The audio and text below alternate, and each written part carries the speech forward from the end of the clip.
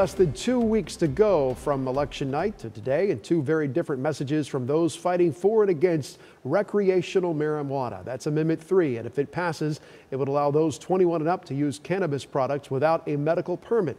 As we go live here tonight, the Capitol reporter Forrest Saunders standing by in Tallahassee. And Forrest, you spoke with folks on both sides of this issue today.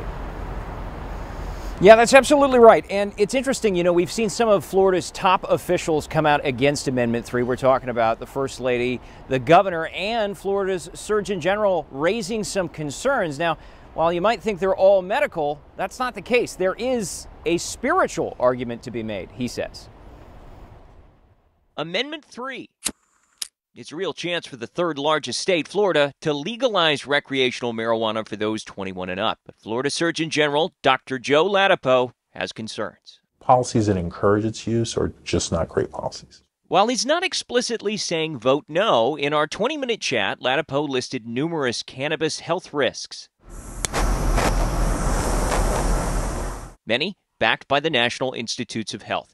NIH noting connections between heavy use and addiction, increased risk of cancer, even mental illness. That it increases the risk of schizophrenia in young people. I mean, stone cold solid evidence for this. But Florida's Surgeon General didn't stop there. This medical man of science offered up what he called the spiritual concern. Like, drugs diminish our ability to be all that we can be, to be representations of God's love, God's light, God's wisdom, God's care.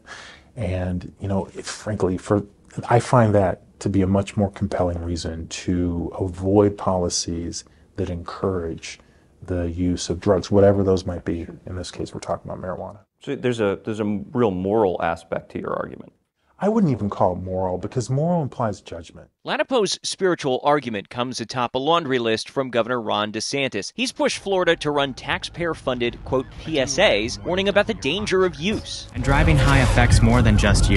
And in press conferences, he tells reporters approval will create a quality of life issue, plus benefit marijuana companies like Trulieve, a major contributor to Amendment 3 with more than $80 million invested. Pretty nondescript, but also, of course, with a warning label. Trulieve CEO Kim Rivers has been traveling the state this week showing the rigorous safety measures Florida has in place for medical cannabis. No colors, no shapes, nothing that would be appealing to children. And saying she wants the same guardrails for recreational. Those rules would apply to, and we would expect those rules to apply to the adult use marketplace as well. So we have a framework in place. We're not building from scratch. She cites data that teen use declines with legalization, as better regulation means tighter access with fewer people using illegally. And as far as the big financial boon for her company, we have 25 companies currently today that do business. There are more medical marijuana companies in the state of Florida than there are grocery store chains, as an example. And so this idea that there is, no competition or there's limited market is absolutely false.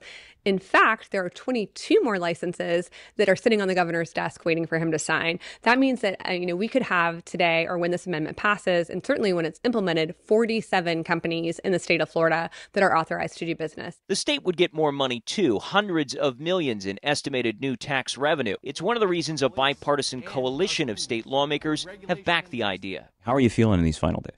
Yeah, I'm a recovering lawyer, and I think they brainwashed me in law school to be a little more pessimistic, but I always say that we run like we're 10 points behind.